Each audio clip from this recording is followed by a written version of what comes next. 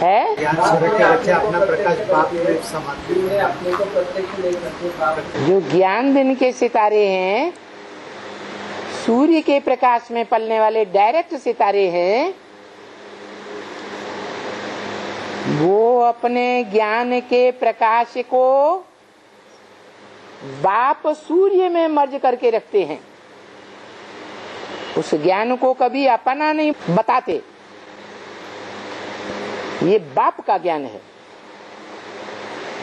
अपना प्रभाव नहीं छोड़ते दूसरों को पर। और जो रात के सितारे हैं, राका पति के सितारे हैं। राका रात को कहा जाता है, पति कहा जाता है चंद्रमा को। तो जो रात के सितारे हैं वो ज्ञान तो लेते हैं, ज्ञान सूर्य का ही, लेकिन अपने को प्रत्यक्ष करते हैं संसार के सामने। भगवान बाप ज्ञान सूर्य को प्रत्यक्ष नहीं कर पाते। बुन की संख्या भी 4.5 लाख। तो टोटल दिन हो या रात के हो, टोटल सितारों की संख्या 9 लाख मानी जाती है। 4.5 लाख दिन के सितारे और 4.5 लाख रात के सितारे। रात के सितारों का मुखिया कौन है? ज्ञान चंद्रमा, रा का पति कहा जाता है।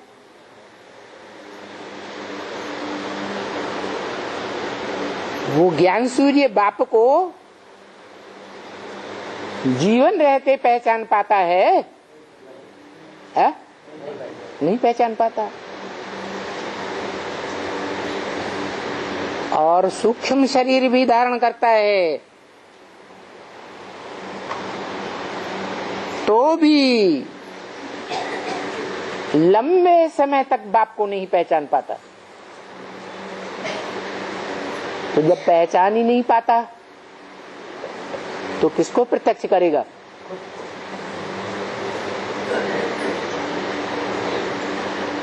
जो खुद को प्रत्यक्ष करते हैं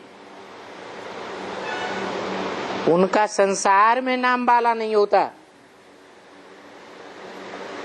और जो बाप को प्रत्यक्ष करते हैं उनका संसार में नाम बाला होता है।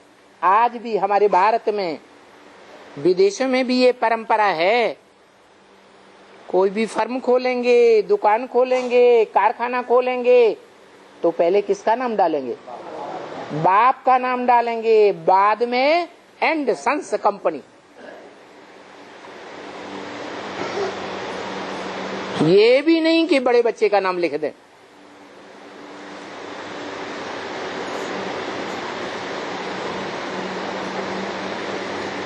तो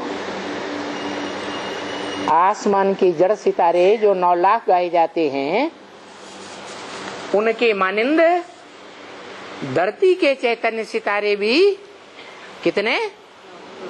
9 लाख गाए हुए हैं।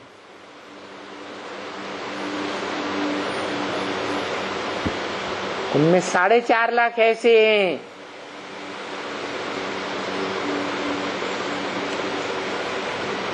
जो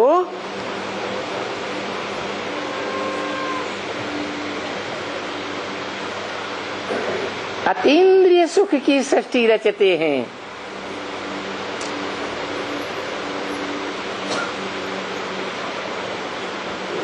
जैसे राधा कृष्ण बच्चे,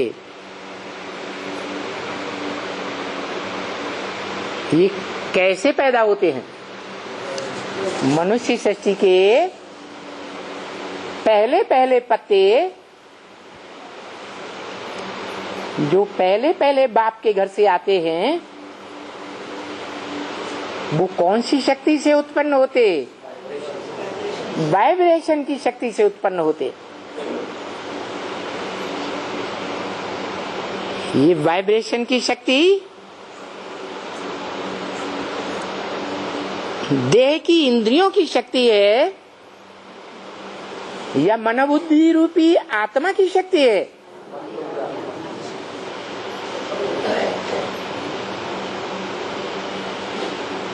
इसलिए वो आत्माएं मनुष्य सृष्टि के झाड़ में आदि से लेकर के अंत तक, कलयुग के अंत में भी अपने धर्म के पक्के होकर रहते हैं।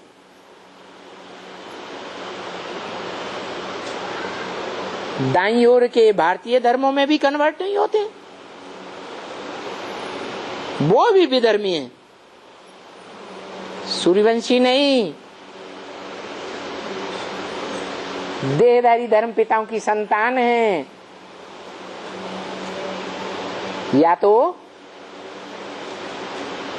उन धर्म पिताओं के धर्म में कन्वर्ट होने वाले भारतवासी आत्माएं,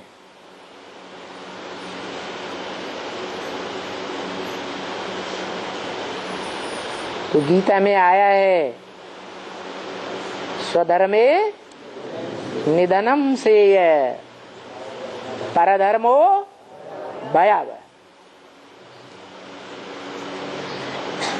जो अपने धर्म में पक्के रहते हुए, अपने धर्म की धारणाओं में पक्के रहते हुए, अपने बाप के द्वारा बताई हुई धारणाओं में पक्के रहते हुए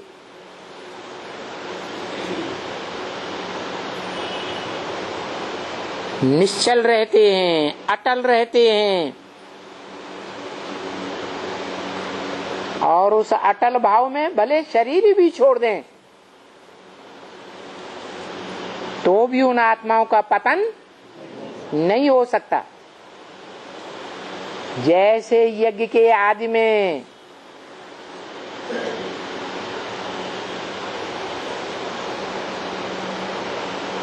शिव बाप कहते हैं, मैं जिस तन में भी प्रवेश करता हूं उसका नाम ब्रह्मा देता हूं। तो किस तन में पहले प्रवेश किया? प्रजापिता में प्रवेश किया। बल पुरुष का तन था, जैसे दादा लेखराज का भी पुरुष तन था, परंतु शिव बाप प्रवेश करते हैं तो नाम क्या देते? ब्रह्मा। अब कोई आदि का ब्रह्मा, अव्वल नंबर ब्रह्मा, और कोई अंत का, कोई मध्य का ब्रह्मा। तो जो आदि का ब्रह्मा है, जिसे शास्त्रों में परम ब्रह्म कहा है, वो परम ब्रह्म इस मनुष्य सृष्टि की बड़े ते बड़ी माता भी है और पिता भी। इसलिए उसके संपन्न रूप की यादगार शिवलिंग है, जो सोमनाथ मंदिर में दिखाया गया। हीरा आत्मा की यादगार, हीरो पाटधारी की, और वो आत्मा जिस तन में विराजमान होती है, वो तन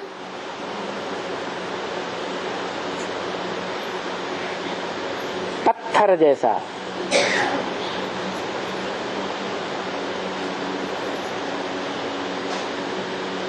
पत्थर बुद्धि कहो,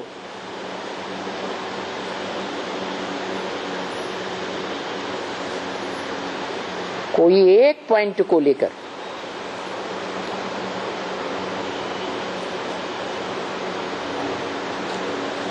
वो कौन सा पॉइंट है?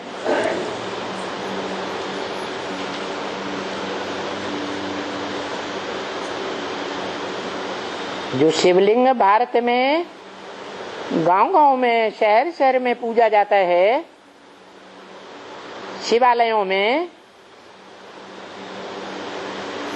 विदेशों में भी जहां जहां खुदाइयां हुई हैं, वहां सबसे जास्ती तादाद में लिंग मूर्तियां मिली। इससे साबित होता है कि वो सार्वभौम सत्ता थी।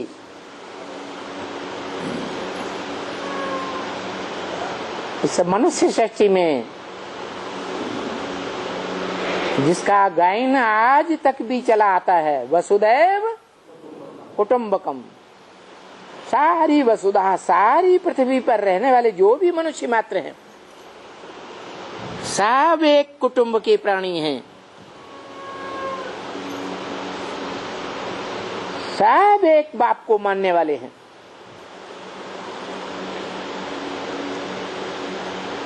भारत में जिनके लिए खास गाते हैं, त्वमेव माता च पिता त्वमेव। नहीं तो माता फीमेल होती है और पिता मेल होता है। ये माता और पिता दोनों एक कैसे?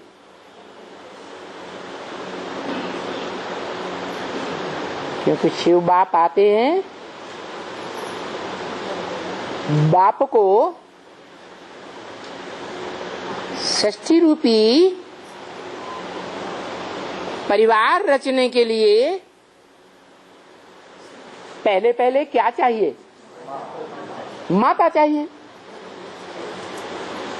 तो वो आत्माओं का बाप इस मनुष्य सृष्टि में उस हीरो पार्टधारी आत्मा को त्रिकालदर्शी होने के कारण जानता है। क्यों है त्रिकालदर्शी? क्योंकि नहीं, जन्म मरण के चक्र में नहीं आता है। जब जन्म मरण के चक्र में ही नहीं आता तो तीनों काल का ज्ञाता है या नहीं है? है। तो वो त्रिकालदर्शी है। परंतु वो स्वयं कहता है ब्रह्मा के तन में, ब्रह्म वाक्य है, मुरली का वाक्य है,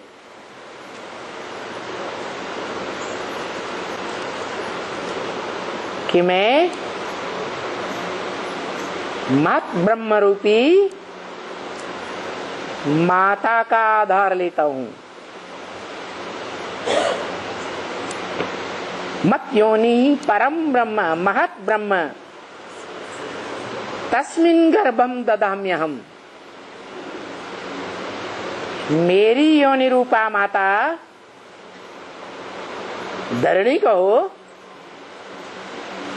जिसमें मैं बीज बोता हूं ज्ञान का, वो पहले पहले माता है, उसे मैं माता बनाता हूं या पिता है? माता है। उस माता के द्वारा इस सारी मनुष्य सृष्टि की रचना करता हूं।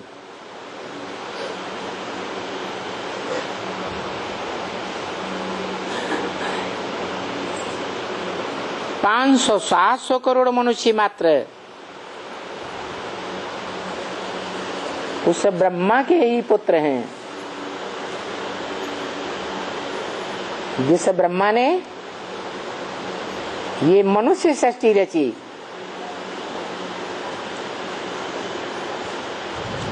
ये बात अलग है कि ब्रह्मा एक का नाम नहीं है, है? ब्रह्मा एक का नाम है या अनेकों के नाम हैं? शास्त्रों में चित्रों में दिखाते हैं चतुर्मुखी ब्रह्मा, पंचमुखी ब्रह्मा। और यही आत्मा ब्रह्मा सो विष्णु बनती है संपन्न होने पर।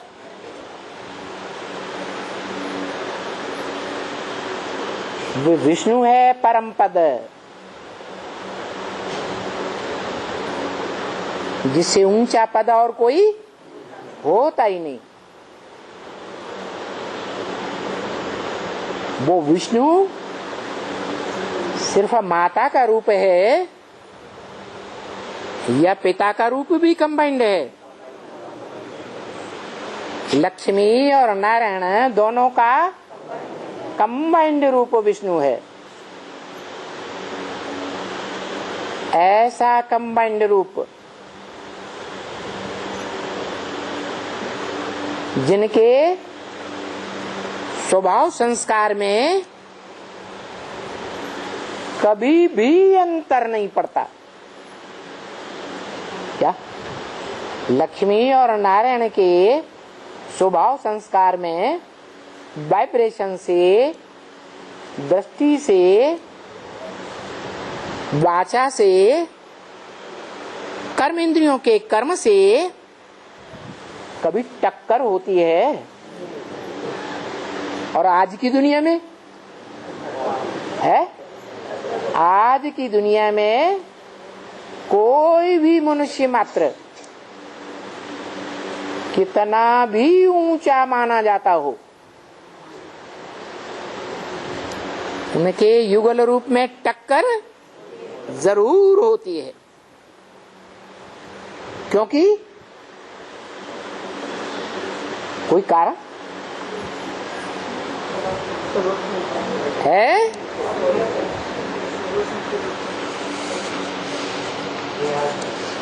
उसका कारण है जिनमें टक्कर होती है, झगड़ा होता है, उनको विषैला कहेंगे या निर्विष कहेंगे? विषयी विकारी हैं, इसलिए टक्कर होती है। और विष्णु नो विषय काल। शास्त्रों में जो भी शब्द हैं काम के आधार पर नाम पढ़ते हैं।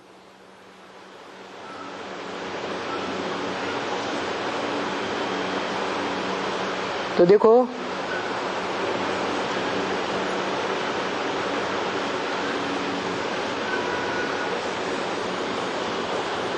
ये 32 किरणों वाला शिवलिंग का चित्र कैलेंडर के रूप में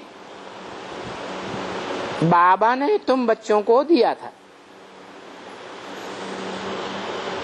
दिया तो था,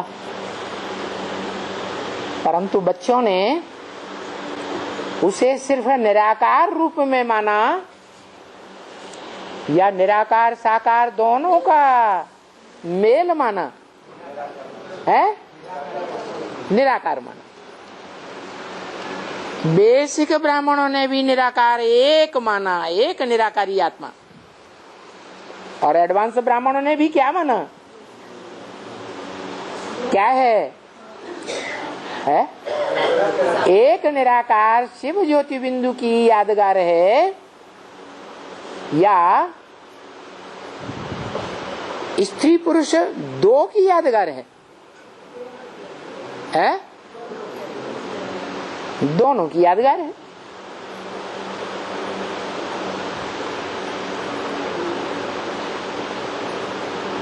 शिव बाप ने परम ब्रह्म को बनाया तो परम ब्रह्म रचना है या रचयिता है? रचना है। रचना को रचयिता जो परम पुरुष है, उस परम पुरुष के अधीन रहना पड़े या नहीं रहना पड़े? अधीन रहना पड़े।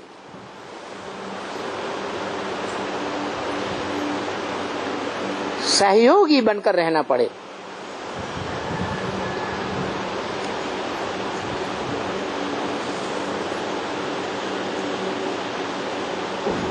तो सहयोगी है तो संपन्न सृष्टि की रचना होगी, और पूरा सहयोगी नहीं है तो संपन्न सृष्टि रूपी परिवार की रचना नहीं हो सकती।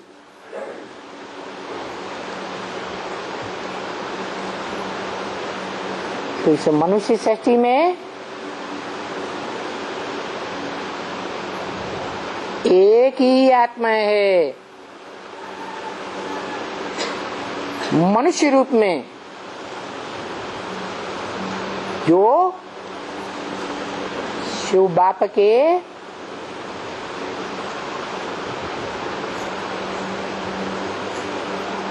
अखंड ज्ञान के भंडार को जीवन में धारण करती है।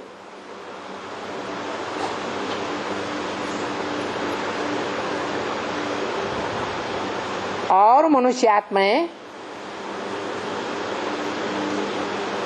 निराकार मनुष्य आत्माएं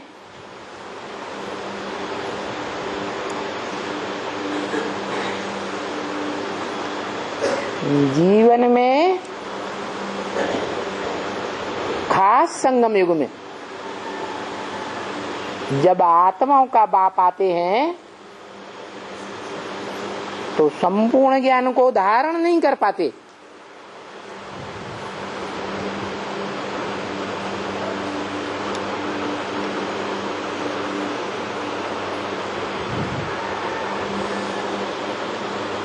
धारणा ही नहीं होती है।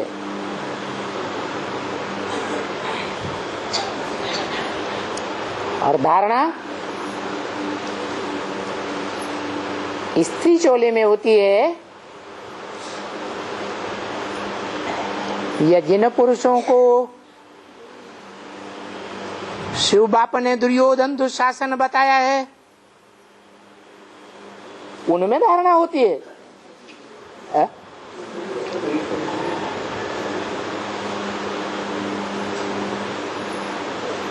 पुरुष है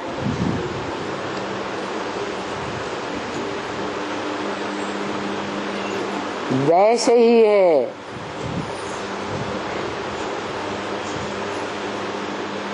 इसी अर्थ में जैसे परम पुरुष,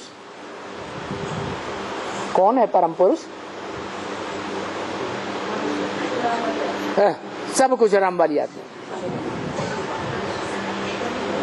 इसलिए भक्ति मार्ग में बोला, राम के भक्त रहीम के बंदे हैं सब आंखों के अंदर। वो मुरली में बाबा भी बोलते हैं ब्रह्मा मुख से, कोई मम्मा के मुरीद, कोई बाबा के मुरीद। शिव बाबा को कोई पूछता ही नहीं।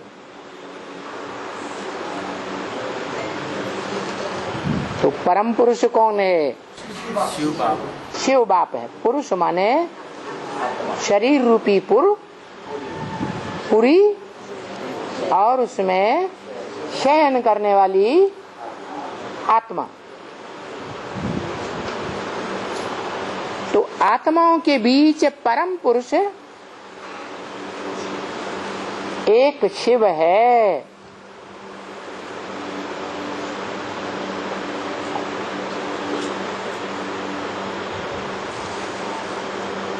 लेकिन क्या सदाकाल है?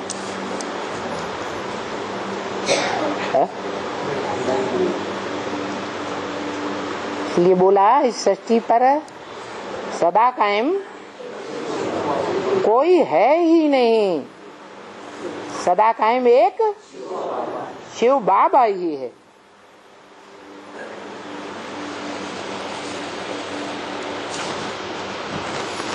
शिव पिता नहीं,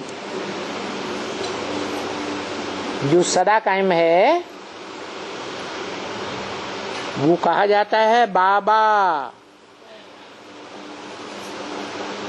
बापों का बाप, धर्म पिताओं का भी बाप। सभी धर्म पिताएं आदम को मानते हैं, अलग अलग नामों से मानते हैं, एडम के रूप में मानते।